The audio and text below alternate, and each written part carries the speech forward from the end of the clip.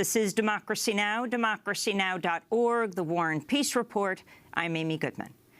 President Donald Trump announced Thursday he'll withdraw the United States from the landmark Paris Climate Accord that was signed by nearly 200 nations in 2015 and heralded as a rare moment of international collaboration to avert imminent climate disaster.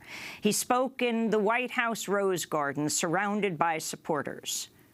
As of today, the United States will cease all implementation of the non-binding Paris Accord and the draconian financial and economic burdens the agreement imposes on our country. This includes ending the implementation of the nationally determined contribution and, very importantly, the Green Climate Fund, which is costing the United States a vast fortune. The United States is the world's second-largest emitter of greenhouse gases. As part of the accord, it had committed to providing financial assistance for pollution controls in developing nations. By pulling out of the agreement, Trump stuck to his campaign promise of putting America first. The citizens of Pittsburgh, not Paris. It is time to put Youngstown, Ohio, Detroit, Michigan, and Pittsburgh, Pennsylvania, along with many, many other locations within our great country, before Paris, France. It is time to make America great again. In fact, the city of Pittsburgh has a climate action plan committing to boosting the use of renewable energy. And Pittsburgh Mayor Bill Peduto, a Democrat, has been an outspoken supporter of the Paris Accord.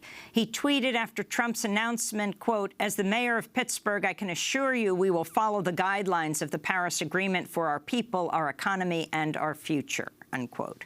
The response from world leaders was similarly defiant. France joined Germany and Italy in issuing a joint statement expressing regret and rejecting Trump's claim he would renegotiate the deal. French President Emmanuel Macron also responded with a televised speech that marked the first time a French president has ever given a speech in English from the Élysée Palace. We will succeed because we are fully committed.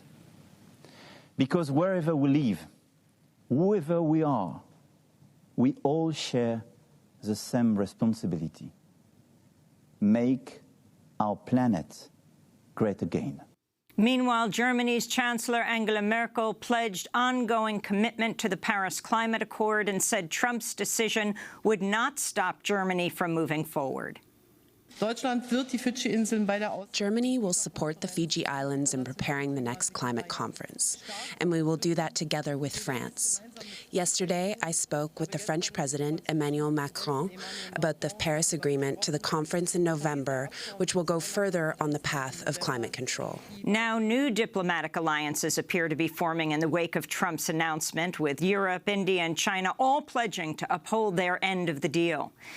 Chinese Premier Li Keqiang joined with European Commission President Jean-Claude Juncker at an EU-China summit in Brussels on Friday in a show of solidarity. The former president of Ireland, Mary Robinson, said Trump's decision to turn the United States into a rogue state. Former Mexican President Vicente Fox tweeted, "The United States has stopped being the leader of the free world."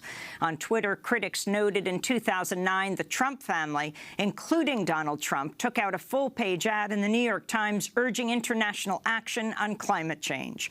Following Trump's announcement, landmarks in cities around the world were lit up green in support of the Paris Climate Accord.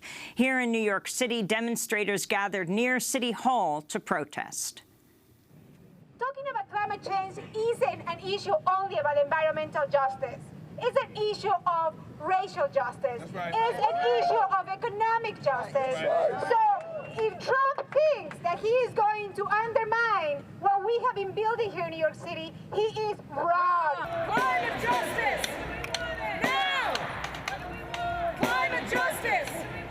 Now! It's my My name is Sean Williams, and I'm here with We Act for Environmental Justice. You look at his executive orders that he's signing, and even with this Paris Accord and pulling out of that, you see that everything that he wants to do is taking us back into all of the things that we fought against and that we fought to get out of. My name is Lola. I'm an organizer with NYU Divest. I'm a student at NYU. It's not a valid argument, the jobs argument at all, especially because lives are at risk. Millions of lives are at risk. Refugees are at risk. Now is the time to stop them. We need to stop them. We do not have much time. We do not have much time. I'm Charlotte Binns. I'm with New York City, which is a powerful movement to change the default energy supply to renewable for all of New York City.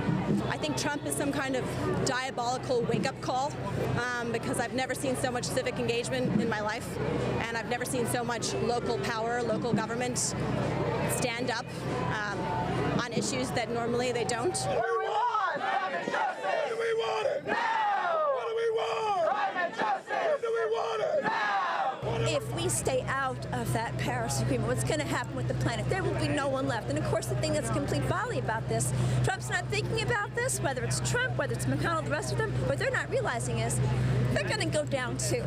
Last time I checked, there is no other planet that's capable of harboring life of any sort. This is it. This is it. My question is, frankly speaking, Trump, Bannon, are you suicidal? Is that what this is? Because you're going to go too.